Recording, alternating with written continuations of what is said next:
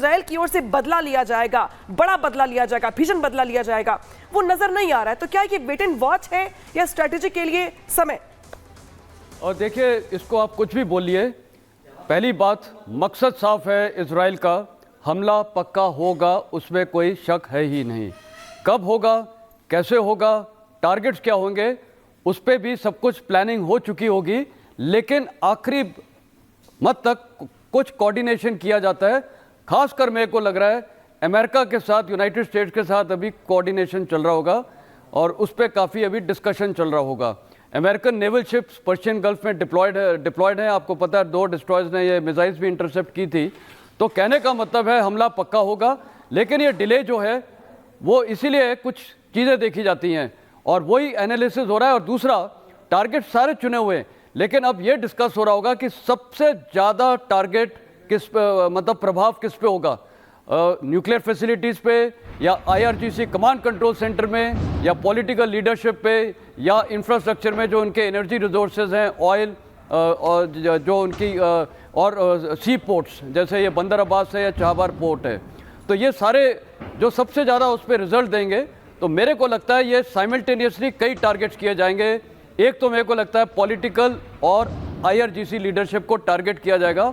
उसको टारगेट करने के 2 तरीके हैं, या तो मिसाइल और एयरक्राफ्ट द्वारा, या एक और तरीका है जो पहले भी किया हुआ है, जो इस्माइल हानिया को डैमेज किया था या बर्बाद किया था, वहाँ पर कुछ इन्फिल्ट्रेशन, जो इफेक्टिव इन्फिल्ट्रेशन मोसाद द्वारा की गई है, किसी को वो वहाँ पर क्षतिग्रस्त या असैसिनेट कर सकते हैं। जहाँ तक बाकी टारगेट्स का सवाल है, देखिए मेरे को लगता है प्रायोरिटी में इनका जो ऑयल रिजर्व्स है या ऑयल प्रोडक्शन फैसिलिटीज़ है उस पर भी टारगेट करेंगे, क्योंकि उससे इकोनॉमिक हालात पे काफ़ी क्षतिग्रस्त होगा पूरे ईरान में। इकोनॉमी से सब कुछ चलता है और वो आज की उनके पास लाइफलाइन है, तो वो भी एक कारण हो सकता है।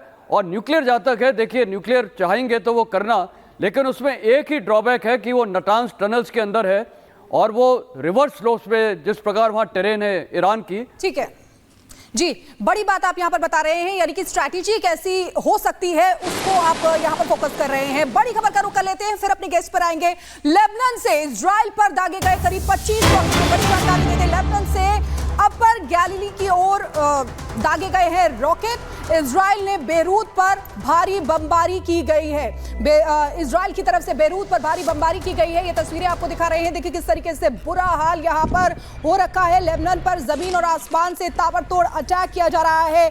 बेरूत पर भीषण बमबारी इजराइल की सेना लगातार कर रही है। किस तरीके से लेबनान की संसद भवन के पास भी इजराइल ने बमबारी की।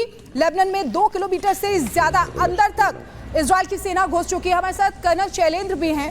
सर, मैं आपसे जानना चाहती हूँ, जिस तरीके से इजराइल भीषण हमला कर रहा है वो पहले ही कह चुका है इजराइल की तैयारी हमारी पूरी है, हम तैयारी पूरी कर चुके हैं, बस जगह और समय हमें तय करना है।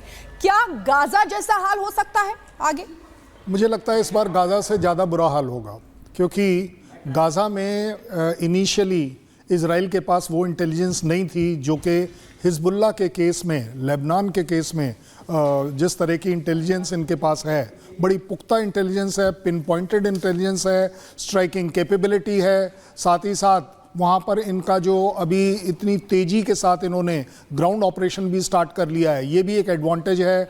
एक रेडिंग ग्रुप्स इन्होंने अंदर भेजे हुए हैं, तभी आप देख पा रहे हैं कि पार्लियामेंट जैसी जगह के पास पहुंचकर वो अटैक कर पा रहे हैं। मुझे लगता है जब आप बात करते हैं कि किस बात की देरी है सिर्फ कि स्ट्रैटेजिक टारगेट के जो नंबर्स हैं, चाहे वो 10 हो चाहे 20, पहली बात उसकी प्रायोरिटी क्या होनी चाहिए। दूसरा, क्या ऐसा डैमेज होना चाहिए जिससे कि ईरान को हर्ट हो, ईरान को वो दुखती हुई रग के ऊपर ये निशाना डालेंगे जहां पर उसे सबसे ज़्यादा हर्ट हो, एम्बेरसमेंट हो, उसकी एक तरह से नाक कट सके।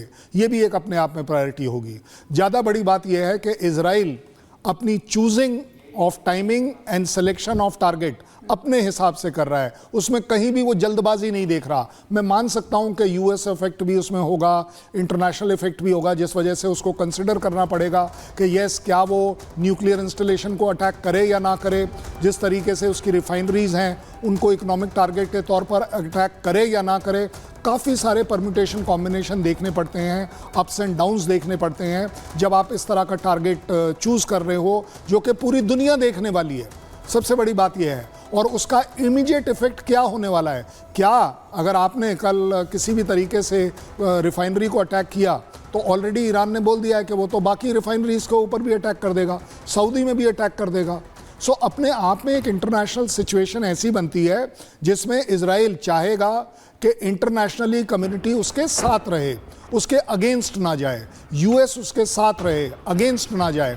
और सबसे बड़ी बात, ईरान के ऊपर हमला ऐसा हो जो कि ईरान को सबक सिखा पाए, उसकी कमर तोड़ पाए, उसकी हर तरीके से मोराल को तोड़ पाए। लेकिन यूके देवनाथ जी, सवाल ये भी है कि इजराइल पर भी हमले रुक नहीं रहे, इजराइल पर भी अटैक हो रहे हैं। पश्चिम सीरिया की ओर से अटैक हो रहा है।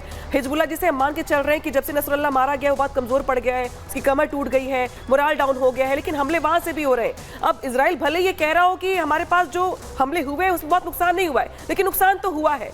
तो खुद को यहाँ पे बचाते हुए जिस तरीके से इजराइल को अटैक करना है उसको लेके हम चर्चा कर रहे हैं। लेकिन इस बीच बड़ी खबर जो क्या आ रही है वो ये है कि ईरान के हमलों को जिस तरह से इजराइल ने नाकाम किया है। अब आपको ये बता देते हैं कि इजराइल के पास 3 तरह के एयर डिफेंस सिस्टम मौजूद है जो पलक झपकते ही दुश्मनों के हमले को नाकाम कर सकते हैं, जिनमें एरो सिस्टम है जिसकी रेंज 100 किलोमीटर है, जो लंबी दूरी की बैलिस्टिक मिसाइल को पलक झपकते ही नेस्तनाबूद कर सकता है। दूसरा है डेविड्स स्लिंग जिसकी रेंज है 300 किलोमीटर, जो मध्यम दूरी की मिसाइलें गिरा सकता है। और आखिरी है आयरन डोम सिस्टम जिसकी रेंज है 70 किलोमीटर, जो कम दूरी की मिसाइलों और रॉकेट को निशाना बना सकता है। तो देखिए, जो डिफेंस सिस्टम है यूके देवनाथ जी इजराइल का, उतना शायद मुझे लगता है कि ईरान के पास नहीं होगा, या होगा, अगर होगा तो शायद अब देखने वाली बात होगी। लेकिन जब ईरान अटैक करेगा इजराइल पर तो चर्चा इस बात पर भी होगी कि इजराइल के पास क्या कुछ मौजूद है खुद को बचाने के लिए।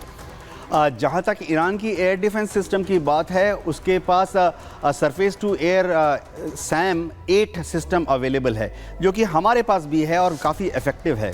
ईरान के पास air defence system ground base जो हैं उसमें सैम के अलावा S-300 और S-400 है। ये देखना पड़ेगा कि ईरान के पास सर्विलेंस रेडार कैसा है। ये सुनिश्चित करना पड़ेगा कि वह इजराइल की एयरफोर्स द्वारा भेजे गए F-35 अगर भेजती है स्टेल्थ विमान, उसको कैसे पकड़ेगा।